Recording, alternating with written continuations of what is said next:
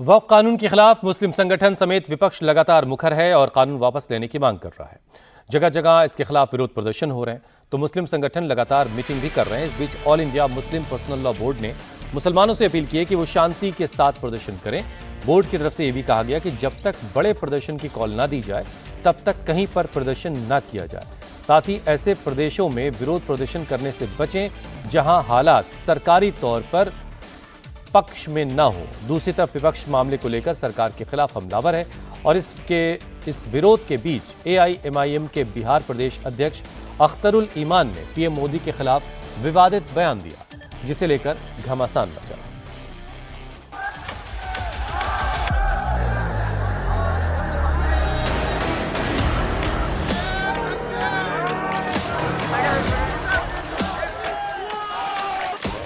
वक्फ कानून को लेकर देश भर में मचा संग्राम दिन ब दिन बढ़ता जा रहा है।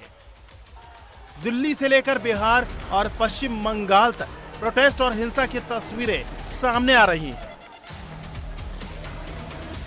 तो दूसरी ओर AIMPLB और जमीयत उलेमाए हिंद जैसे मुस्लिम संगठनों ने वक्फ कानून के खिलाफ मोर्चा खोल रखा है।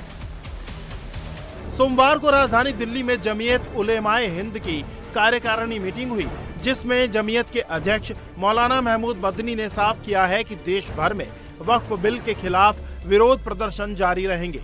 मीटिंग में इस बात पर चर्चा हुई कि वक्फ कानून में ऐसे कौन कौन से प्रावधान हैं जिनको लेकर मुस्लिम समाज को दिक्कत हो सकती है। इसके अलावा वक्फ बाय यूजर जैसे पॉइंट पर भी बात हुई, जिसके बाद बैठक में 4 प्रस्ताव पास किए गए, जिनमें पहला वक्फ अधिनियम 2025 से संबंधित था, दूसरा समान नागरिक संहिता को लेकर, तो तीसरा सुप्रीम कोर्ट के निर्देशों का उल्लंघन करते हुए बुलडोजर चलाने का प्रस्ताव पास किया गया।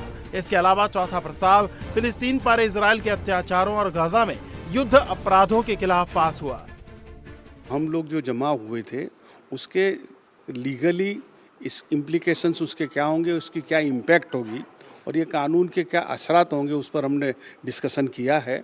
और इसको हमने मुख्तलिफ जो संस्थाएं हैं, तंजीमें हैं, उसने इसको चैलेंज किया है। जमीयत उलमाए हिंद ने भी इसे सुप्रीम कोर्ट में चैलेंज किया है।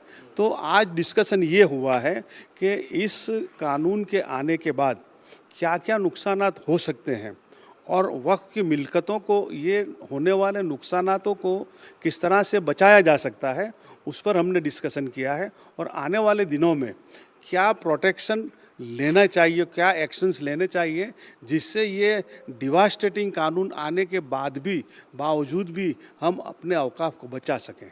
ये ऐसा प्रॉब्लम है, ये मसले में पूरे हिंदुस्तान में इस पर असर पड़ेगा, क्योंकि औकाफ को ख़त्म करने के बजाय मैं तो कहता हूँ औकाफ को हड़प करने की एक कोशिश है ये, और उसको कहीं भी मुसलमान को न बर्दाश्त करना चाहिए, न बर्दाश्त करेगा। वहीं all India Muslim personal law board ने वक्फ बिल के खिलाफ हो रहे प्रदर्शन को लेकर मुसलमानों से अपील की।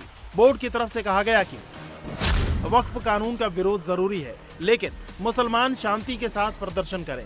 जब तक all India Muslim personal law board या कोई बड़ी मुस्लिम तंजीम प्रदर्शन की कॉल ना दे तो कहीं पर प्रदर्शन ना किया जाए। साथ ही ऐसे प्रदेशों में प्रदर्शन करने से बचें जहां हालात सरकारी तौर पर उनके पक्ष में ना हो। मुर्शिदाबाद में प्रदर्शन के दौरान हिंसा और पुलिस के एक्शन पर मौलाना सख्त हो गए हैं। उनके निशाने पर अब पश्चिम बंगाल सरकार और पुलिस आ गई है। मौलानाओं ने मुआवजे के साथ साथ पुलिस पर एक्शन लेने की मांग की है। मुर्शिदाबाद मगरबी बंगाल के एहतजाजी जुलूस पर पुलिस की बर्बरियत ने 3 मुस्लिम नौजवानों की जान ले ली और मगरबी बंगाल की हुकूमत से मुतालबा करता है कि वो खाती और कसूरवार अफसरान के खिलाफ सख्त कार्रवाई करें और हलाक होने वाले हर फर्द के खानदान को 25-25 लाख रुपया बतौर मुआवजा अदा करे। All India Muslim personal law board police की कार्रवाई पर सवाल उठा रहा है तो कांग्रेस मुर्शिदाबाद में हुई हिंसा को एक्शन का रिएक्शन बता रही है और इसके लिए बीजेपी को जिम्मेदार ठहरा रही है।